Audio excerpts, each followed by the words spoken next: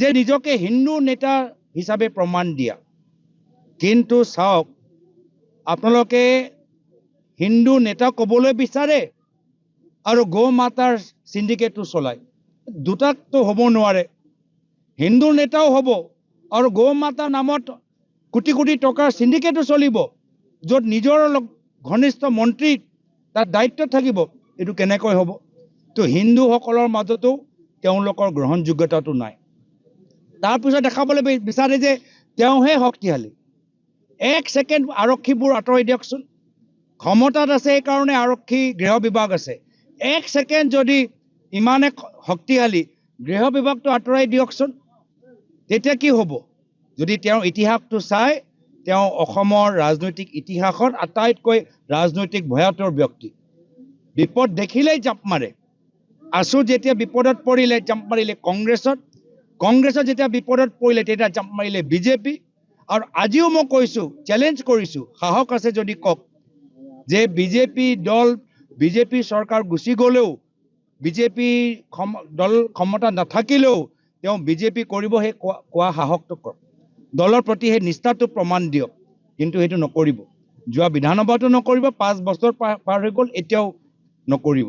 কওক, স্পষ্টভাৱে কওক। আমিতো কৈছোঁ আমাৰ ওপৰত ভুৱা কেছ লগাওক, ভুৱা অভিযোগ লগাওক, মোৰ ওপৰত, ৰকিবুল হুছেইন ডাঙৰীয়াৰ ওপৰত, আমাৰ বন্ধু তিৰ্কী ডাঙৰীয়াৰ ওপৰত যিমানে হেঁচা কিয় নকৰক, আমি কংগ্ৰেছ দলৰ প্ৰতি আমাৰ যি দায়বদ্ধতা নিষ্ঠা আছে তাৰ প্ৰতি আমি গদ্দাৰি নকৰোঁ।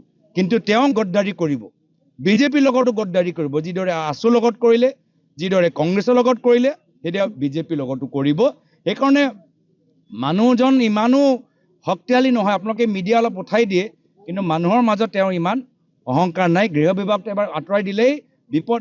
বিৰোধী হিচাপে তেওঁ এদিনো থকা নাই। বিৰোধী ভূমিকা কেতিয়াবা গ্ৰহণ কৰিছে নেকি? তো আমিতো নিৰ্ভয় ব্যক্তি। ৰাজনৈতিক হেঁচা দিলেও, আৰক্ষী ভয় দেখালেও আমি নিজৰ স্থিতিত অটল হৈ আছোঁ। কিন্তু তেওঁ সেই সাহসটো নাই। তো সেইকাৰণে ৰাইজে গম পাই গৈছে। আৰু তেওঁৰ এইকেইটা দিন আৰু চেহেৰাটো ভাল দেখা নাই মই। যে নিজকে হিন্দু নেতা হিচাপে প্ৰমাণ দিয়া, কিন্তু চাওক আপোনালোকে হিন্দু নেতা ক'বলৈ বিচাৰে আৰু গৌ মাতাৰ সিন্ডিকেটটো চলায়। দুটাকতো হ'ব নোৱাৰে। হিন্দু নেতাও হ'ব আৰু গৌ মাতা নামত কোটি কোটি টকাৰ সিন্ডিকেটো চলিব, য'ত নিজৰ ঘনিষ্ঠ মন্ত্ৰী তাত দায়িত্ব থাকিব। এইটো কেনেকৈ হ'ব?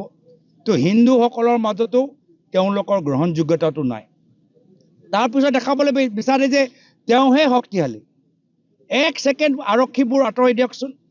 ক্ষমতাত আছে এইকাৰণে আৰক্ষী গৃহ বিভাগ আছে। এক ছেকেণ্ড যদি ইমানে শক্তিশালী, গৃহ বিভাগটো আঁতৰাই দিয়কচোন, তেতিয়া কি হ'ব? যদি তেওঁৰ ইতিহাসটো চাই, তেওঁ অসমৰ ৰাজনৈতিক ইতিহাসত আটাইতকৈ ৰাজনৈতিক ভয়াতুৰ ব্যক্তি।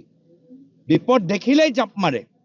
আছু যেতিয়া বিপদত পৰিলে জাপ মাৰিলে কংগ্ৰেছত, কংগ্ৰেছত যেতিয়া বিপদত পৰিলে তেতিয়া জাপ মাৰিলে বিজেপি। আৰু আজিও মই কৈছোঁ, চেলেঞ্জ কৰিছোঁ, সাহস আছে যদি কওক যে বিজেপি দল, বিজেপি চৰকাৰ গুচি গ'লেও, বিজেপি দল ক্ষমতা নাথাকিলেও তেওঁ বিজেপি কৰিব, সেই কোৱা সাহসটো কৰক। দলৰ প্ৰতি সেই নিষ্ঠাটো প্ৰমাণ দিয়ক। কিন্তু সেইটো নকৰিব। যোৱা বিধানসভাতো নকৰিব, 5 বছৰ পাৰ হৈ গ'ল, এতিয়াও নকৰিব। কওক, স্পষ্টভাৱে কওক। আমিতো কৈছোঁ আমাৰ ওপৰত ভুৱা কেছ লগাওক, ভুৱা অভিযোগ লগাওক, মোৰ ওপৰত, ৰকিবুল হুছেইন ডাঙৰীয়াৰ ওপৰত, আমাৰ বন্ধু তিৰ্কী ডাঙৰীয়াৰ ওপৰত যিমানে হেঁচা কিয় নকৰক, আমি কংগ্ৰেছ দলৰ প্ৰতি আমাৰ যি দায়বদ্ধতা নিষ্ঠা আছে তাৰ প্ৰতি আমি গদ্দাৰি নকৰোঁ। কিন্তু তেওঁ গদ্দাৰি কৰিব, বিজেপিৰ লগতো গদ্দাৰি কৰিব। যিদৰে আছুৰ লগত কৰিলে, যিদৰে কংগ্ৰেছৰ লগত কৰিলে, তেতিয়া বিজেপিৰ লগতো কৰিব। সেইকাৰণে মানুহজন ইমানো শক্তিশালী নহয়। আপোনালোকে মিডিয়া অলপ উঠাই দিয়ে, কিন্তু মানুহৰ মাজত তেওঁৰ ইমান অহংকাৰ নাই। গৃহ বিভাগটো এবাৰ আঁতৰাই দিলেই বিপদ। বিৰোধী হিচাপে তেওঁ এদিনো থকা নাই। বিৰোধী ভূমিকা কেতিয়াবা গ্ৰহণ কৰিছে নেকি? তো আমিতো নিৰ্ভয় ব্যক্তি। ৰাজনৈতিক হেঁচা দিলেও, আৰক্ষী ভয় দেখালেও আমি নিজৰ স্থিতিত অটল হৈ আছোঁ। কিন্তু তেওঁ সেই সাহসটো নাই। তো সেইকাৰণে ৰাইজে গম পাই গৈছে। আৰু তেওঁৰ এইকেইটা দিন আৰু চেহেৰাটো ভাল দেখা নাই মই।